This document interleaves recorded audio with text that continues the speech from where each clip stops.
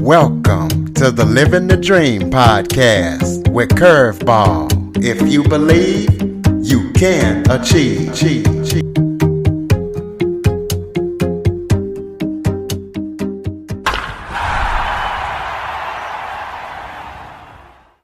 Welcome to the Living the Dream with Curveball podcast, a show where I interview guests that teach, motivate, and inspire. Today, I am joined by Amazon best-selling author and IRS-Criminal Investigation Special Agent, Robert Nordlander. Robert has traveled all across the globe chasing money launderers and tax evaders. His cases range from simple embezzlement to using a foreign trust to hide income. So we're going to be talking to him about his story and his career and anything else he wants to discuss. So, Robert, thank you so much for joining me today. Oh, thank you. I appreciate it, Curtis. Well, why don't you start off by telling everybody a little bit about yourself? Well, currently I am CPA. I retired from IRS-Criminal Investigations little less than 2 years ago, and I started a forensic accounting firm, which is a firm that specializes in court proceedings. So if someone steals money from someone else and they have to go to court, my job is to get on the witness stand and testify about where the money come from, where the money go to. And that can range from simple embezzlements to maybe divorces, where a construction operator who owns a construction business has stated I only have so much income, but the spouse knows there's more out there. So I get hired to figure out where the money came from and where the money went to. Hidden money. I find the money and trace it and can explain to the judge and to the jury if need be about where it came from and where it went to. So that's kind of the first prong of that. The second prong is because of my employment with the IRS for over 20 years, I know how to resolve large tax problems. So if someone's got a large tax problem where the IRS is stepping on their neck, threaten to sell their children and sell their houses in order to pay taxes, I come in and help negotiate the best deal possible with that client. So it's really two things. That's kind of what I do right now. But prior to that, I was a special agent with IRS-Criminal Investigations, and like your intro said, my job was to investigate potential criminal tax violations, people who commit tax evasion, people who falsify tax returns, and people who commit money laundering. And that took me to various cases that had subjects around the world. And it was a very good and interesting career. Yeah, it definitely sounds like it. And your cases have become famous and been on several different TV shows. So talk about, if you can, or as much as you can, some of your most famous or interesting cases. I actually have two interesting cases that were at least had some publicity. Most of it's nationwide publicity. One of them was a runner. He considered himself what they call an ultra marathon runner, long distance runner, and he created a video running across the Sahara Desert. And ultimately, I investigated him and we went to trial for various bank fraud and other fraud violations. And the jury found him guilty, and he spent, I think about a year or two in prison. I know it was more than a year. Can't remember exactly how many months. But he actually wrote a book about it. A couple of chapters in that book was about the trial and what he thought about it. Of course, no, he wasn't very flattering to me, but it's what it was. That was number one. Number two is I also had a case where an individual child was considered missing, and ultimately the parents were responsible for the child's death. When I say child, I think she was like 13 years old at the time, and she was missing for 18 months, and the adoptive parents continued to use her identity in order to get benefits, whether it's tax benefits or like food stamp benefits, social benefits, that type of thing. And they used her identity to do so. Ultimately, one of them pled guilty, one of them went to trial, and it became national news because this child was missing for 18 months before the parents or these adopted parents even declared her missing, which was interesting because there was a nationwide manhunt for this child called Erica Parsons. And one of them pled guilty. The other one pled not guilty with the trial.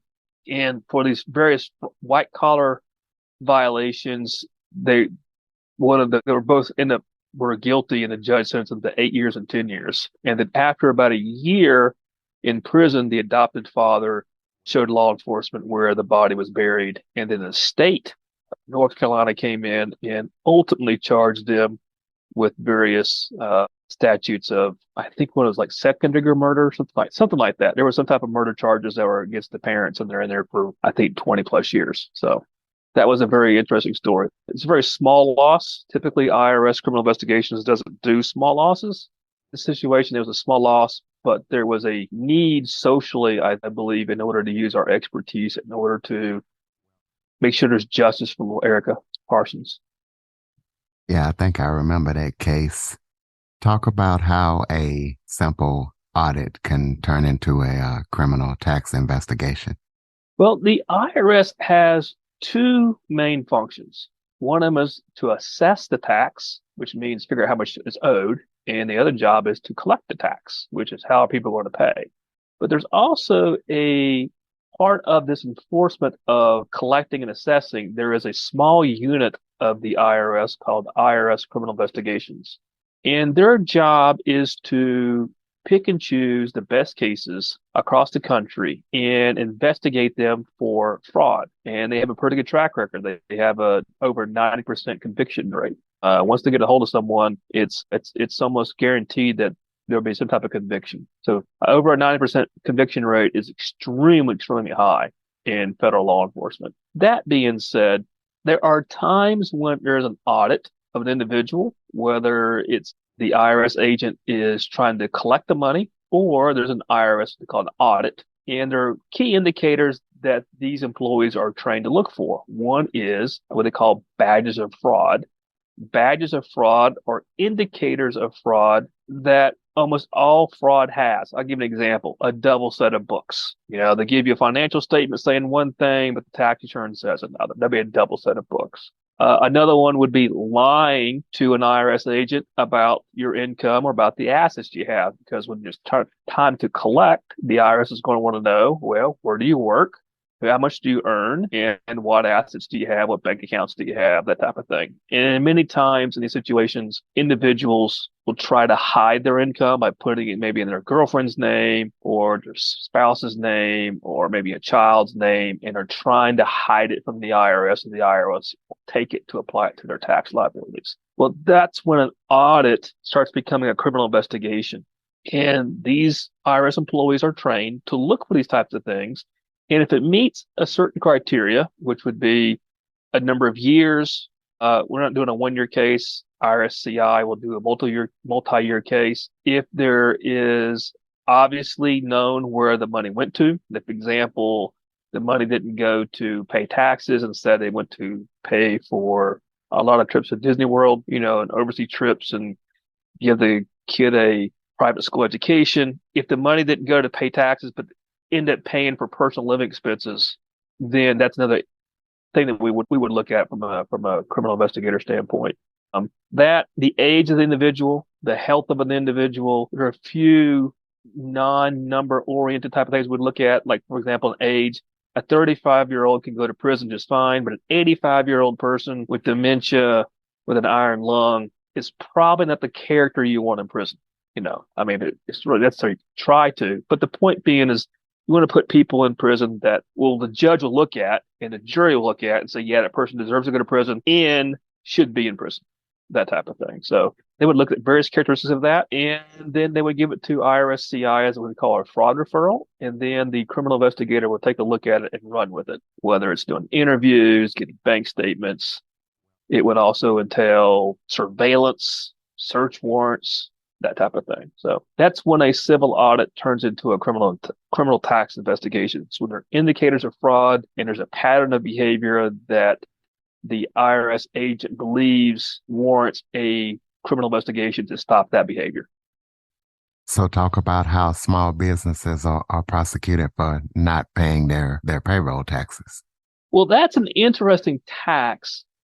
The United States Congress has passed laws that requires the employer to withhold taxes out of employees' paychecks. Anybody who's a W-2 employee understands that what you may make $10 an hour, but you're not getting $10 an hour. You're actually netting out maybe $7 an hour by the time it's all said and done because there's taxes taken out. Well, those taxes that are taken out are called trust fund taxes. That means that those taxes that are withheld are the property of the United States government. So when an employer is required by the government to withhold these taxes, the government says that's not your money. It's not the employee's money. It's not the employer's money. It's the government's money.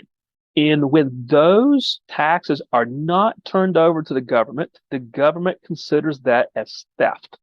Now, the small business owner or small business employer who has withheld these taxes may not think it's theft because there was no malice, no forethought.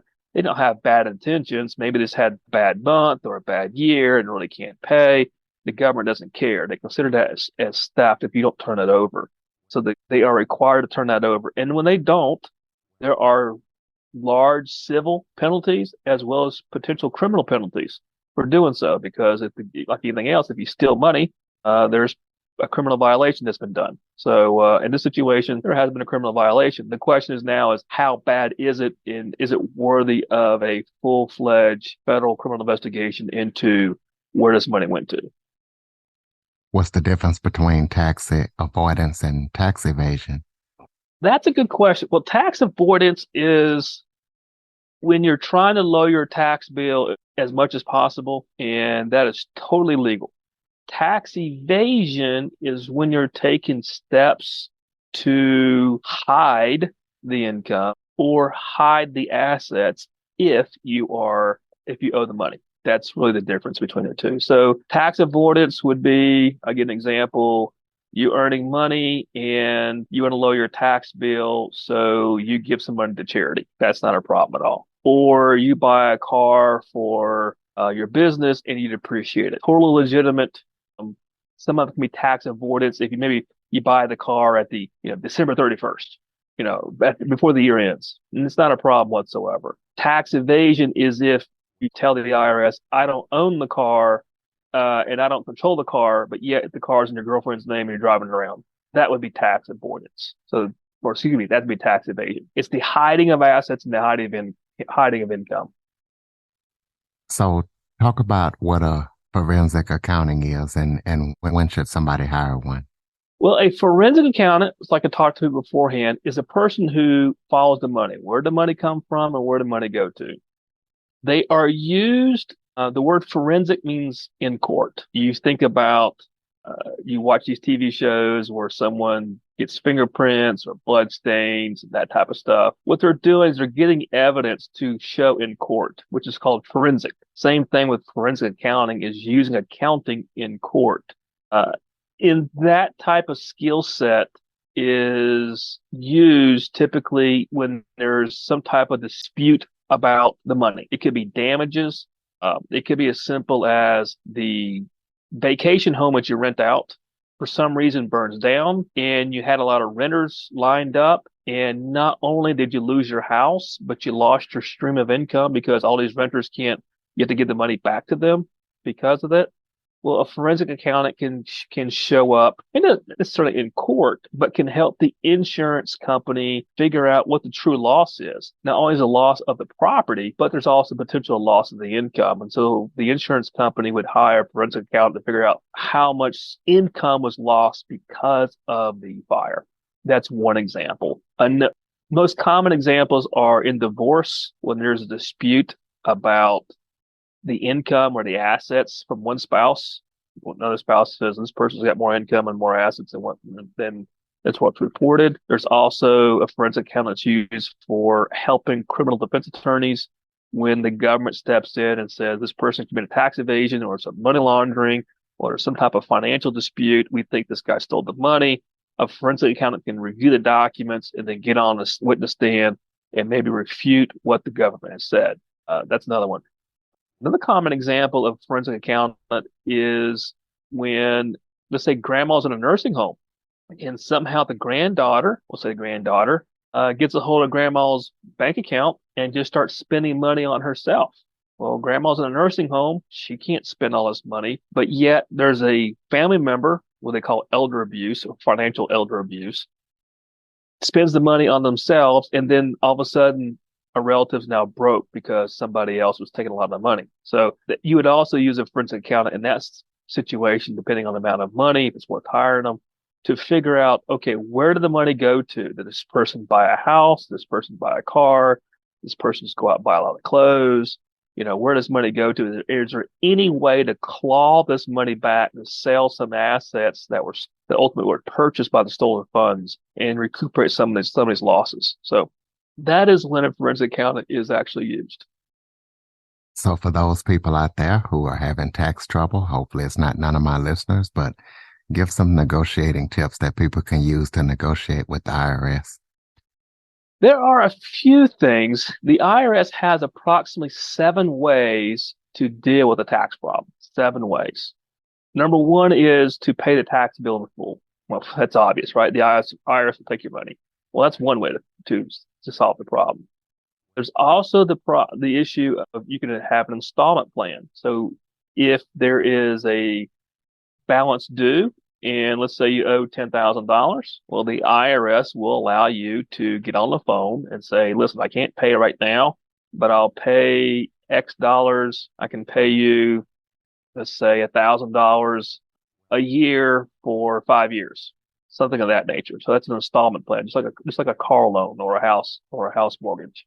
Then there's something called a partial payment installment agreement, and that is when you can't pay the bill in full, but you can pay part of it, but not all of it. And so the IRS will allow you to negotiate with them to figure out how much you can pay. And there is a formula that they use in order to figure out how much you can pay. And that's called a partial payment installment agreement, or PPIA. And then there's the ones that you always see on TV, which is the pennies on a dollar. See people on a golf course smiling, saying, yeah, we negotiated our bill for $100. We owed $1,000,000. Well, that's also a formula that's out there and that can be done. Unfortunately, if you're playing golf on a golf course, you probably wouldn't qualify, because the only person on the golf course that qualifies for this is the one who's working there, not the one who's playing there. Because you just about have to be bankrupt in order to negotiate that tax bill. But there are various ways that the IRS will negotiate if you know what the rules are. And that's really the key, is knowing what the rules are. So tell us about your books. You're also a best-selling author. Tell us what we can expect when we read your books and where we can get them from. Well, I have 2 books. One of them is already out. It's called Criminal Tax Secrets: What Every Defense Attorney Should Know. The book is written to defense attorneys about how to evaluate a criminal tax case. Remember, we discussed recently how a civil audit can turn into a criminal tax investigation and what it looks like when it goes from one to the other. We talked about filing false tax returns and that type of thing. And that book was created and written for defense attorneys who have clients who either could be in trouble or are in trouble. And it helps them evaluate what the IRS is looking for and maybe some potential weaknesses that are in every tax case.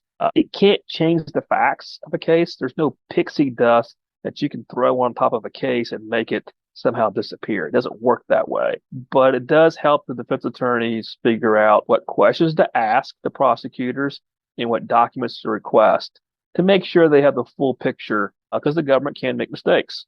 And that's the reason why that book was written. And you can get it on Amazon. That's where it's at. It's on Amazon. The second book is coming out in March. It's called Unpaid Payroll Taxes: A Time Bomb You Can Defuse. And what that book is about is for CPAs, enrolled agents, attorneys, and small business owners who come across payroll tax problems. And what this does, it kind of gives the reader an overview of what payroll tax problems there can be and how to fix it if the IRS comes knocking on the door. And that's really what it comes down to. So most of my books are not for the individual who is, the janitor or that type of thing. But if someone is a business owner or responsible for making payroll or as a tax professional, these books would help them out, particularly the unpaid payroll tax book that will let them know this is why the stove is hot. Don't touch it. But if you do touch it, here's how you can figure out how to how to give medical care to yourself so you don't get burned too bad. The damage is not that bad. So that's kind of what it is. So why does the IRS have an elite group of gun-toting agents? Good question. Well, the biggest reason is to put the fear of God in people. Let's just face it. There are approximately 2,000 special agents in the IRS, and their job is to investigate criminal tax violations and money laundering, typically money laundering violations. The IRS has more than 2,000 employees. They have, I think, around 70,000 employees. So out of 70,000, 2,000 of them actually carry guns. And they're on the same level as the FBI, Secret Service, DEA, Homeland Security. They have the same basic training that these other agencies have. So they are gun toters. They have the ability to make arrests. They have ability to execute search warrants. And the reason why these agents need these weapons is because you never know what's behind those doors when you execute a search warrant, number one. Number two is, in many times, most of your crimes out there are crimes of greed, not crimes of passion. Crimes of passion is when you find your spouse is sleeping with somebody person, and you go out there and you shoot them. And you get upset and you just take it out, right? You just shoot them. Well, that's a crime of passion. Most of your crimes of greed are money related, of course, which would be one drug dealer hitting another one off because you're encroaching on my territory. I can't get much sales off my drug sales. Or it is tax evasion. I don't want to pay taxes, and so therefore I do this. Or some type of fraud related type of thing. It could be human trafficking. All that stuff is really crimes of greed. So in crimes of greed, you never know what the person is thinking. And many times they have a lot to lose. And so, and it could range from the person who's never had a traffic ticket all the way to the person who just spent 20 years in prison for armed robbery and he's out and he's decided to pay taxes on maybe his drug sales. So you never know. That's the reason why they have to arm themselves, because there are dangerous people out there. Besides your book coming out in March, do you have any other upcoming projects that you're working on that people need to know about? Not really. I got a couple ideas in my head, but I'm not going to share it right now. But I appreciate you asking. The reason why is that there's another book out there I'll probably have, I don't know, in a couple of months. I think I'll address, and that's how to start some type of business. But that's later on down the road. But I'm still mulling around in my head right now. Absolutely. Well, throw out your contact information so people can keep up with everything that you're up to. Well, I have two websites. One's called NordlanderCPA.com, and that's my forensic accounting and tax problem solving website. That's one. Number two is I also have a website, my author website called RobertNordlander.com. And that's where people can see, where I'm speaking at and maybe the books I'm writing and know a little bit more about me per se. So those are two areas. I also have a podcast, just like what you do. I have a podcast called the Fraud Fighter Podcast, and that is for people who are interested in the forensic accounting, anti-fraud, anti-money laundering industry. If you're interested in that, I have approximately 60 something episodes, I believe. And I just interview experts in the field, people who are either doing the work, people who are writing out the checks, hiring people to do the work, or the people who are doing the training or the software to make that job more efficient. So that's where it's at. Fraud Fighter Podcast. Absolutely. Y'all be sure to check it out. Close us out with some final thoughts, maybe something that I forgot to touch on that you would like to talk about, or just any final thoughts you have for the listeners. Yeah, most people get upset because they fear the IRS for various reasons, but most of the time it's just a pain in the rear end dealing with them. And I would agree with 100%. The customer service just stinks. But the best advice I can give to people regarding taxes is, number one, file accurately and file on time.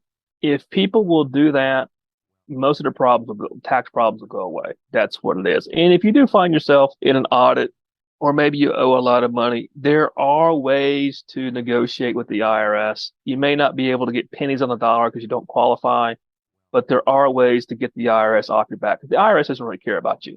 What they want is to collect the money. They want to know an accurate amount of money that you owe, and they want to collect on it. And so it's not really personal for them. You may find it's personal to you because you're the one receiving the notice in the mail, but they can be negotiated with. Sometimes they're unreasonable, sometimes they're reasonable. It just depends on the person, the employee you're dealing with. But they do have a lot of power. And so the best thing to do is just to comply what they're asking for regarding an accurate tax return and to file it on time. And you should be okay. Great tips, ladies and gentlemen. RobertNordlander.com. Be sure to check him out. And if you do have any tax issues, you can check out his books and check out his website. Do you have any suggestions for guests or topics? See Jackson102 at cox.net. Please be sure to follow, rate, review, share the show, and tell a friend. Robert, thank you so much for joining me today. Thank you. I appreciate it. For more information on the Living the Dream podcast, visit www.djcurveball.com. Until next time, stay focused on living the dream.